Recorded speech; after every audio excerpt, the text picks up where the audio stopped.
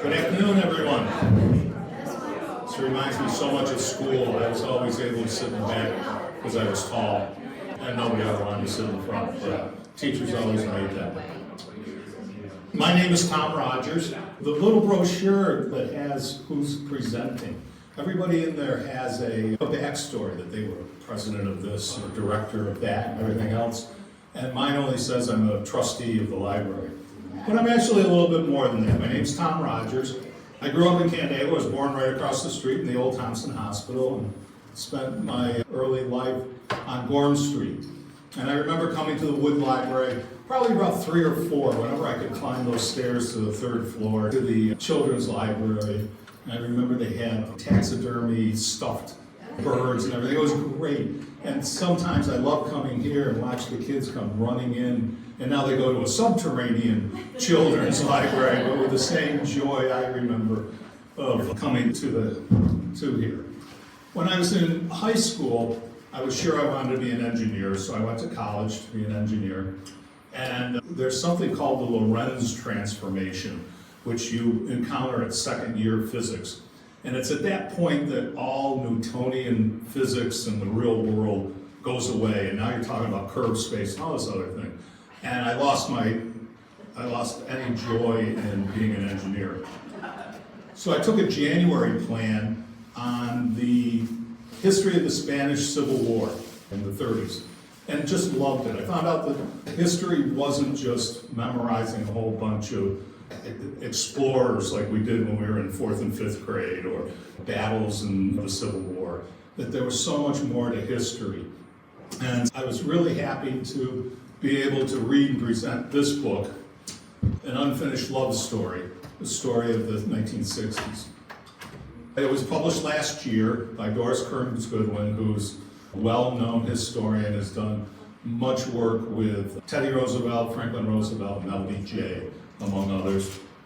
And but I was caught by this idea of love, a love story in history, and going, how does that work? But then I started to think about it, and I'm going, we have Antony and Cleopatra from Shakespeare, then Napoleon and Josephine, and Franklin and Eleanor, Abraham Lincoln and Mary Todd. The love stories have fallen through history and our books of history for a long time, and this one just adds to that group of love stories as history, as far as I'm concerned.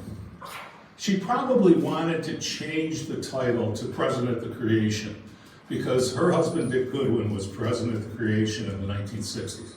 But of course, Dean Acheson had taken that title back in the 1950s, so she ended up with a personal history of the 1960s, and that's what the book is. Oops, sorry.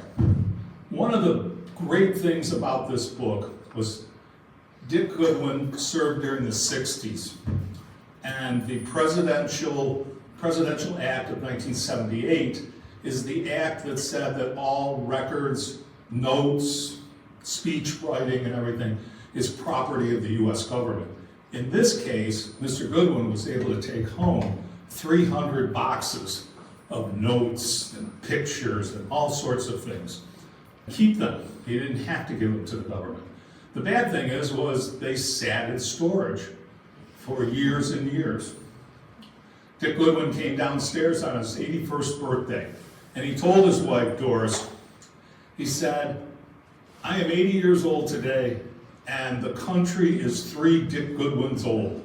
Because he looked at it and he said 240 years prior was the Revolutionary War, 80 years prior was the Great Depression, 160 years prior was the Civil War. So he felt that it was time to tell his story with these books. He was 80 years old. Doris is quite a bit younger, but she loved the idea. They share a commonality with LBJ, but I'm going to keep my talk about Dick Goodwin. The commonality is only a small portion of the book about their time and how they felt about LBJ. I encourage everyone to read the book, and you'll learn a lot about her view of LBJ versus what you may remember from LBJ versus what Dick Goodwin experienced with LBJ. But we're going to talk about Dick Goodwin. Dick Goodwin's on the left, obviously, and Doris Goodwin on the right. Dick I was born in the early 30s, went to Tufts University, Harvard Law School.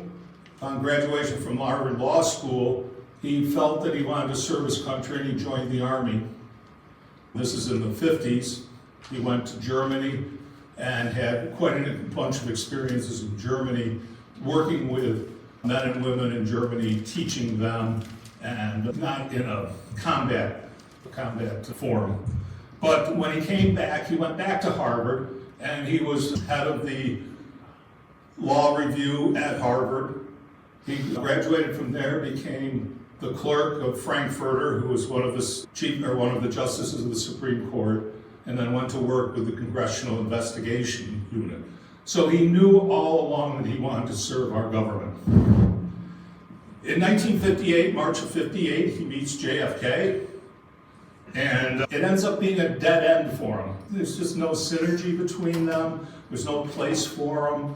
He doesn't know what to do. So he goes off and he writes and he teaches, but JFK remembers him and brings him back as a speechwriter in December of 59, adds him to his staff to run for the 1960 presidential election in August of 1960, and Dick becomes one of his main counselors and speechwriters.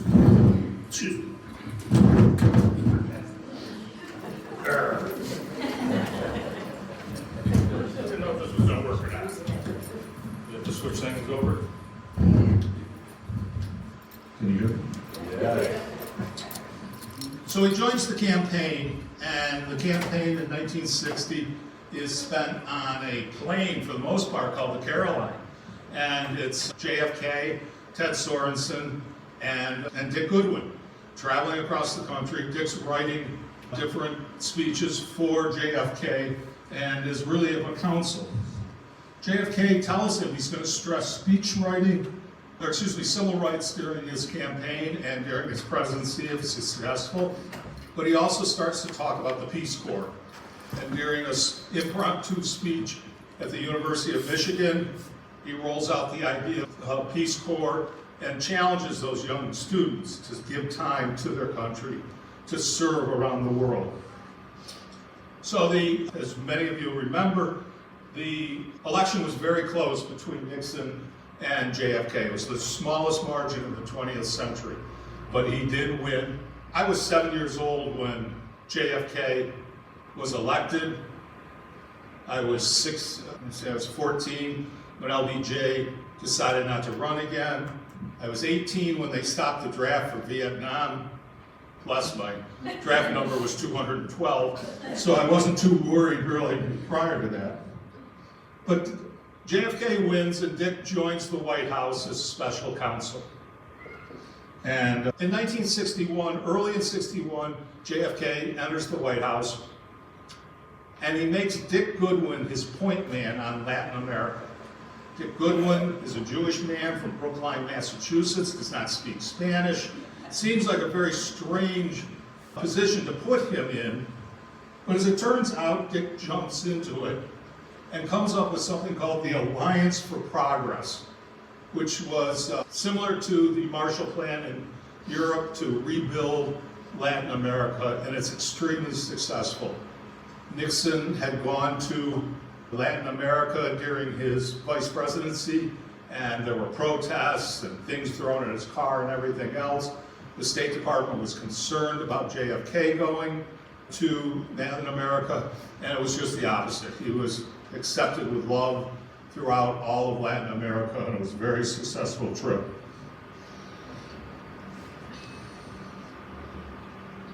That's the best picture I could find of him. But April of 1961, he's only been president for 3 months, and the Bay of Pigs happens. And it's a total disaster from start to finish. It's poorly planned, poorly executed, was based on assumptions that never should have been made, and JFK is livid. He's livid that he had accepted the advice of advisors who thought they were smarter than JFK, and he realized that he was never going to let that happen again, which is evident during the next crisis that he has, the Cuban Missile Crisis a year later. But also, right after the Bay of Pigs, Dick Goodwin is down in Cuba, and I think it's Cuba. Anyway, he meets Che Guevara, and it's one of those meetings that I think happened a lot in the early 60s. There was whiskey being pushed around and cigars being pushed around, and there was a reporter watching this.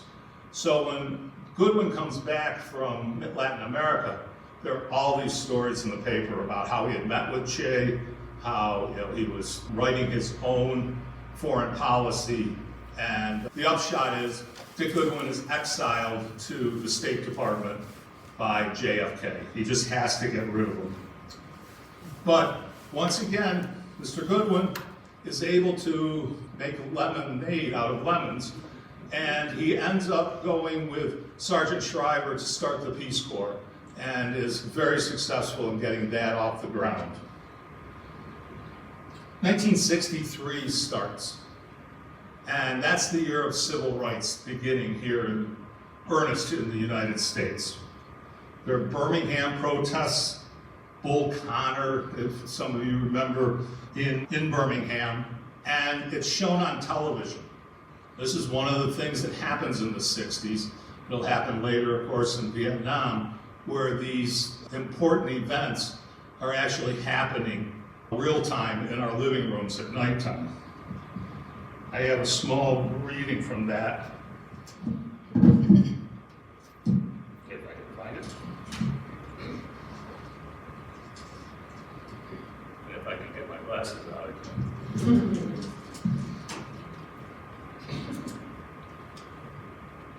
JFK's speech that was written by Goodwin is as follows. He's giving this to the Congress. JFK says, "We are confronted primarily with a moral issue. It's as old as the scriptures and as clear as the American Constitution. The heart of the question is whether all Americans are to be afforded equal rights and equal opportunities. If an American, because his skin is black, cannot eat lunch in a restaurant open to the public, cannot enjoy the full and free life for which all of us want, those who among us would be content to have the color of their skin changed and stand in his place? Next week, I shall ask the Congress of the United States to act, make a commitment that has not fully been made this century to the proposition that race has no place in American life or law." So, JFK makes that speech to Congress. It's not really accepted very well by Congress, but they start to move towards doing something. Well, the rest of the world, the rest of our country isn't waiting. And the March on Washington by Martin Luther King and the I Have a Dream speech happens right after JFK's speech in the spring and summer of 1963.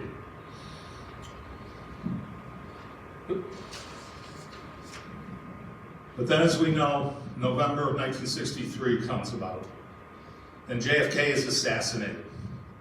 Goodwin was not in in Dallas with the presidential entourage. He was back in Washington. At this point, Goodwin and Jackie Kennedy had become close friends. And Jackie called Dick Goodwin and said, "I want the East Room of the White House to look like it did when Lincoln was assassinated and honored."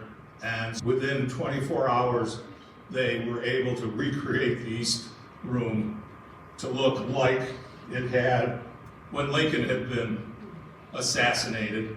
And this was really only for a private viewing. Of course, the public viewing was in the rotunda of the Capitol. So it's the aftermath of the assassination. LBJ is president.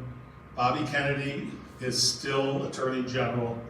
Many of the other the Kennedy people have stayed around. And there's just a huge fight behind the scenes between Lyndon and Bobby.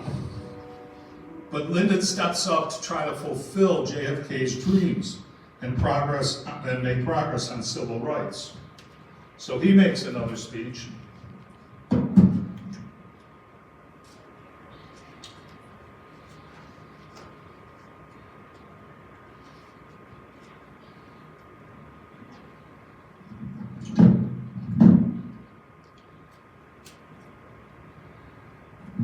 And the new president made clear that his primary task was to turn Kennedy's blueprints into actual buildings, to honor the architect so that his work would live on forever.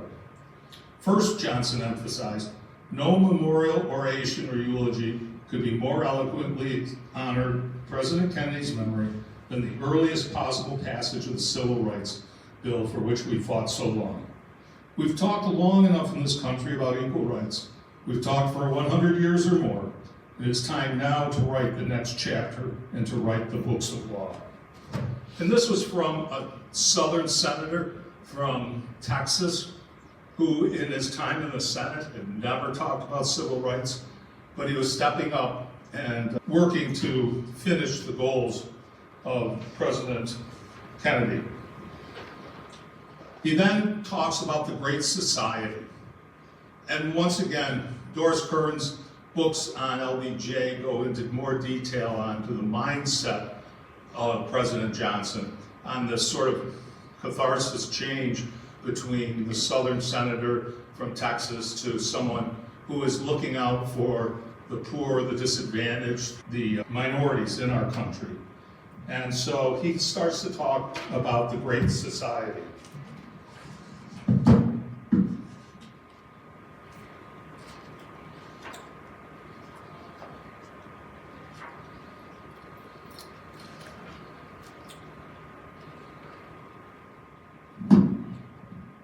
He asked people in the arena that he's speaking to help build a society where the demands of morality and the needs of the spirit can be realized. Will you join in the battle to give every citizen the full equality which God enjoins and the law requires, whether his belief or race or the color of his skin? Will you join in the battle to give every citizen an escape from the crushing weight of poverty? So he's laying out this great society that he wants. And he's able to get the Civil Rights Bill passed in June of '64, and then starts his campaign to be reelected in November of '64.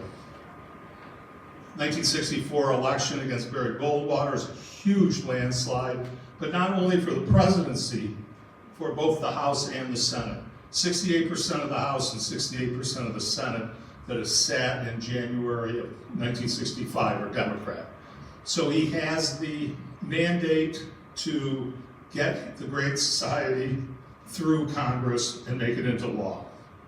So he lays it out in January of '65 completely: Medicare, education, voting rights, affirmative action, all the things that we live with today that are a direct result of the American Congress changing the rules here in America back in 1965. But once again, life throws things into the mix, and Selma, Alabama, and the horrible Sunday happens in March of '65. Once again, it's on TV. Once again, LBJ has to react to this. And he comes up with his most famous speech to Congress in March of '65, the "We Shall Overcome" speech.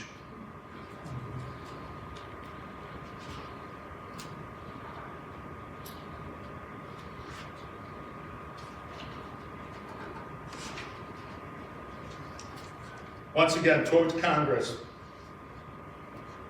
he says, "Wednesday I will send to Congress a law designed to eliminate illegal barriers to the right to vote. There is no constitutional issue here. The command of the Constitution is plain. There is no moral issue. It is wrong, deadly wrong, to deny any of your fellow Americans the right to vote in this country. There is no issue of states' rights or national rights. There is only the struggle for human rights. The time on this issue, there must be no delay, no hesitation, no compromise with our purpose." So he's laid out to Congress what has to happen, and that Voting Rights Act is passed in August 6th of 1965. At that point, Dick leaves the White House. He's decided he can no longer work with LBJ. LBJ stabs him in the back a bit. He tells people that Dick didn't write the "I Will Overcome" speech, which he obviously did. People witnessed it. And so at that point, Dick felt he needed, and he went up to Wesleyan University to be a professor there and to write. But the big question to him, Bobby Kennedy, who's more of a peer to him than JFK ever was, is considering whether he should run in 1968. And Bobby makes the decision he's not going to. He's now senator from the state of New York, having many of us thinking that he carpetbagged in New York State because he'd never lived a day here. But anyway, he is the junior senator from New York State. But Gene McCarthy does decide to challenge LBJ. And Gene McCarthy, running on an anti-war platform, decides to run against him. And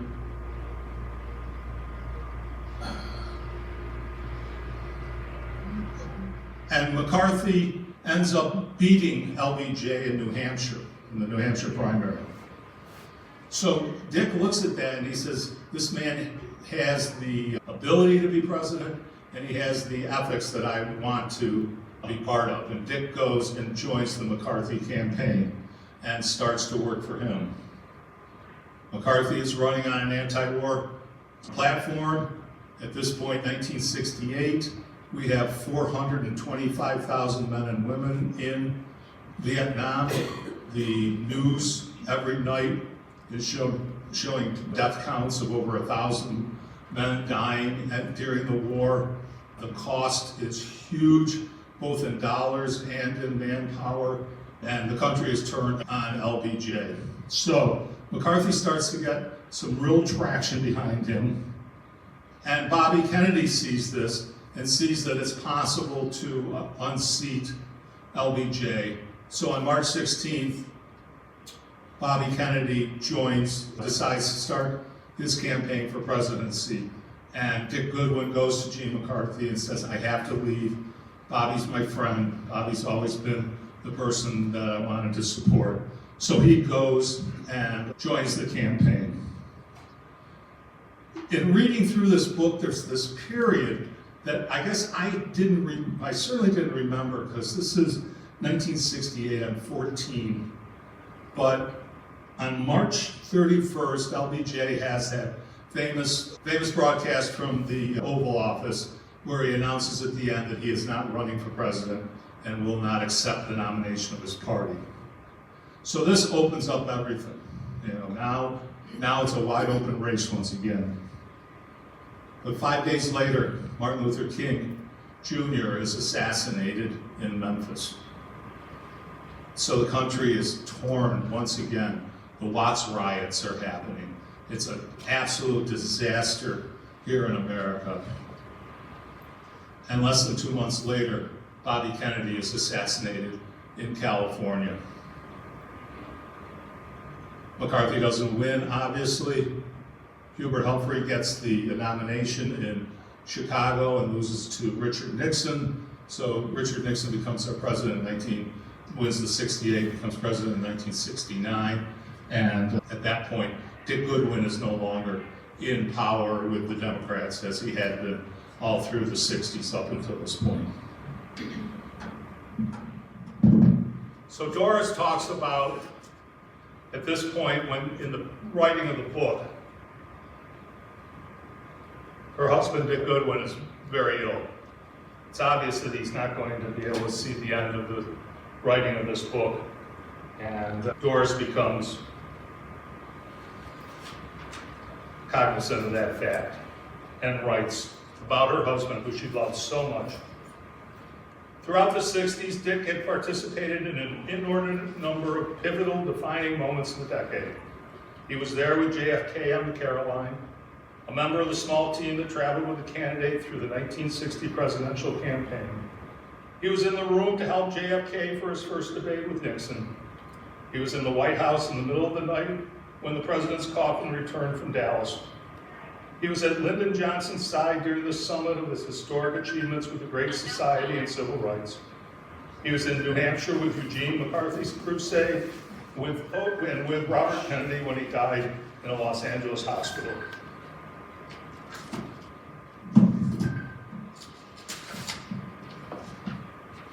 And Dick Goodwin passes away. So, in retrospect, this book is a love story on many different levels. It's a love story between Dick Goodwin and the three men that defined the 1960s, the two Kennedy brothers and LBJ. And he loved those people. And a love story was also between what our government and our democracy was and can be. Dick said before he finished his career, perhaps this is a brand of 1960s idealism that the great potential of the U.S. government can deliver on the country's greatest democratic promises. For the first time in history, we had a chance to construct a society more concerned with the quality of our goals than the quantity of our goods.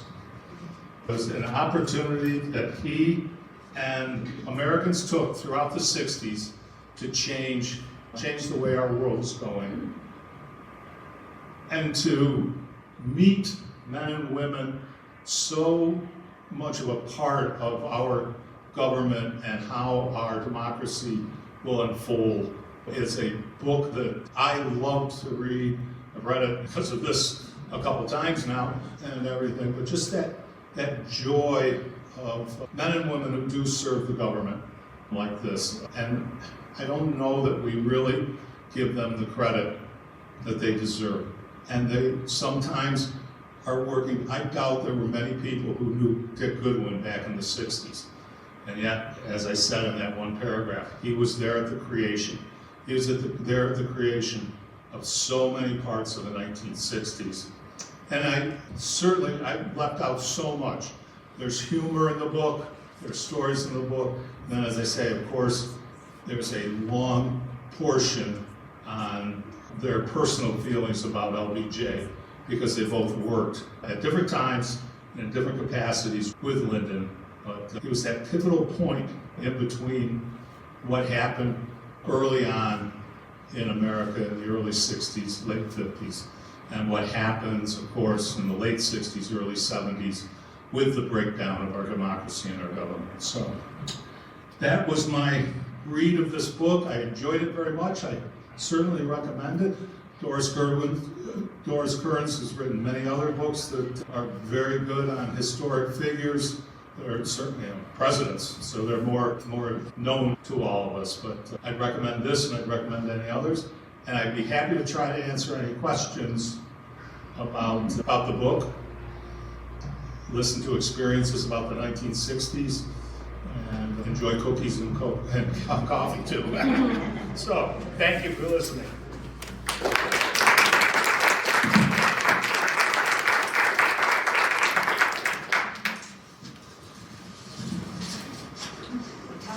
Yes? When did those two meet, Doris and yes? The Goodwins met in the early 1970s. They were married for 40 years prior to Dick's death. So, as the book jacket says, she spent more time with Dick Goodwin than she did Teddy Roosevelt, Franklin Roosevelt, or LBJ. She truly loved the man, and the stories as they open up these boxes, 300 banker boxes, and they'd open it up, and one box would be full of campaign buttons from 1968, and the next one would have pictures of Dick Goodwin leading Jackie Kennedy to a dinner at the White House. There would be drafts of speeches that were annotated by JFK and Bobby Kennedy in the margin. So there's a real personal part to this book that makes it, as I said at the start, brings out history being more than just a bunch of dates and battles and things like that. That they really were these personal histories that we need to remember and we need to respect. What happened to all that stuff after they wrote the book?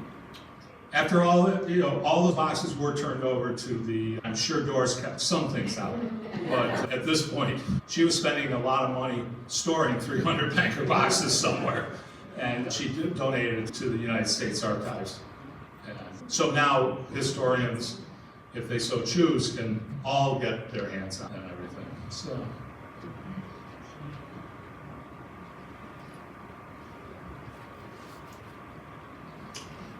Yes. Was the book an easy to read and follow the scenarios and the dynamics during that time? The book's very easy to read. It's chronological, chapter after chapter. So there's very little, oops, I forgot to tell you back in chapter 2 about this.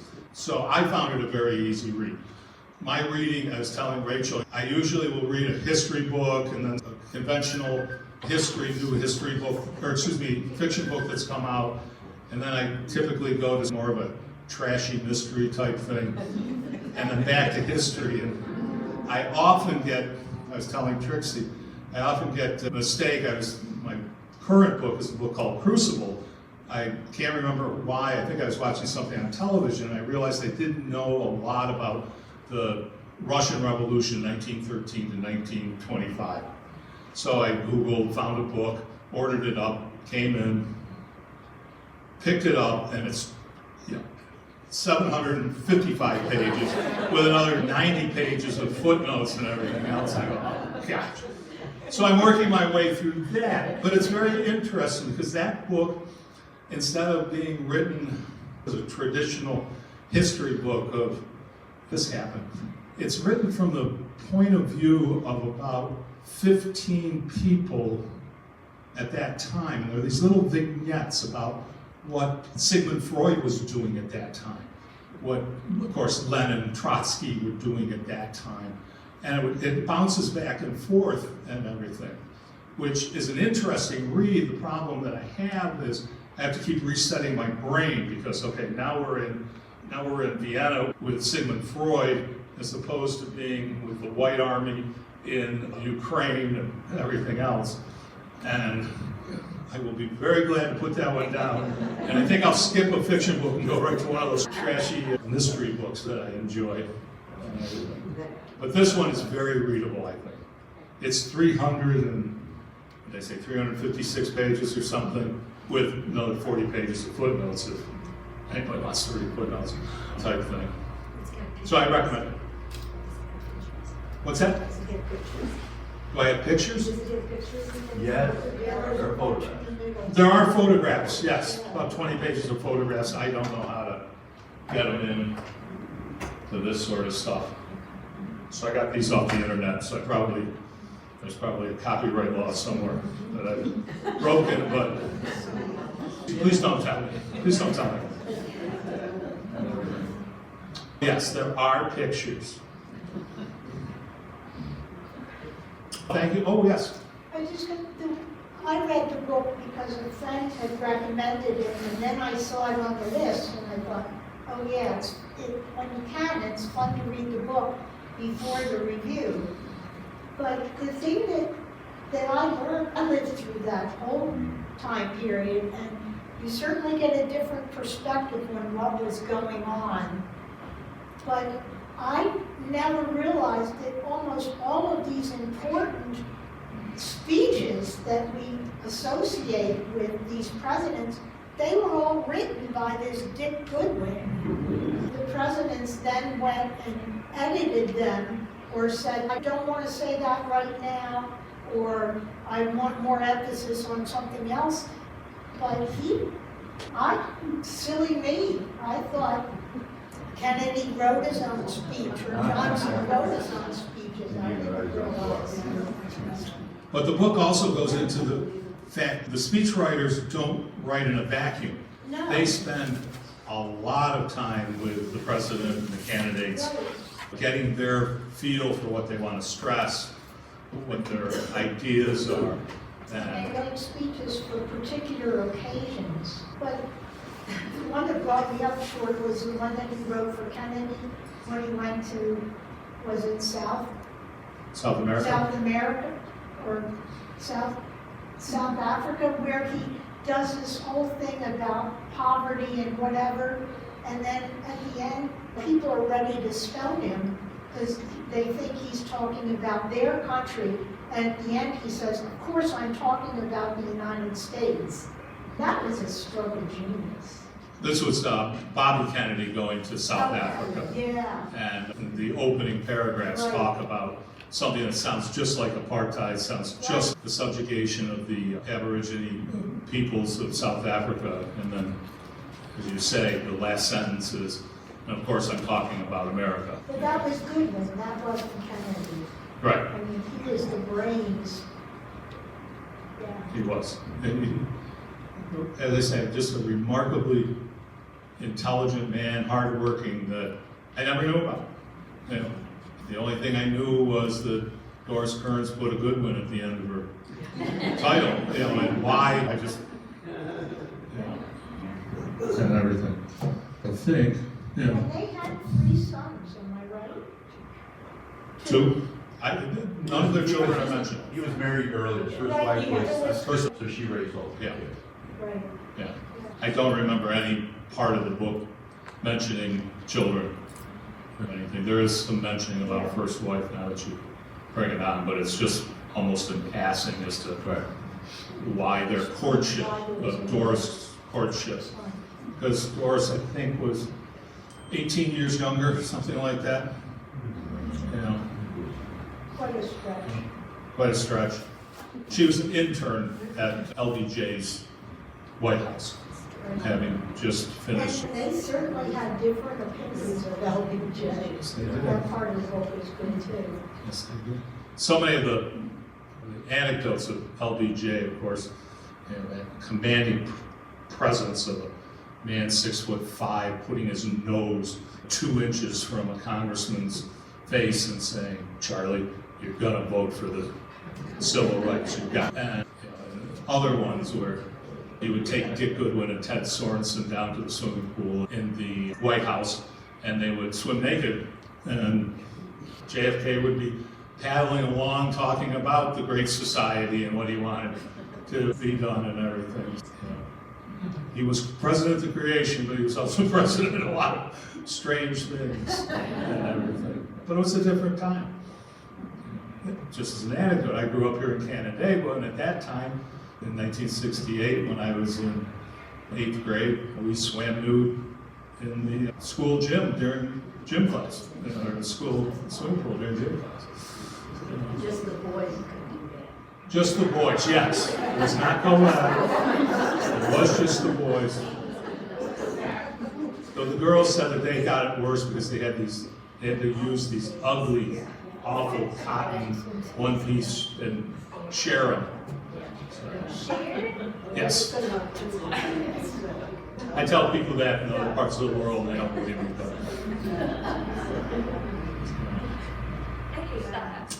I do thank you for coming. There are plenty more of the books sandwiched in over the next 2 months. Alexis has put together quite a thing. I highly recommend. The other book I was going to choose was James, which Scott Schauman's going to review in a month, which is a very interesting retelling of the Huck Finn story, and from a different point of view of James, the slave. So thank you for coming. Thank you. Oh, yes. I found it interesting that Dick and Ruth Bader Ginsburg went to Harvard Law School. Or they were on the Harvard Law Review. Review, yeah. And that there were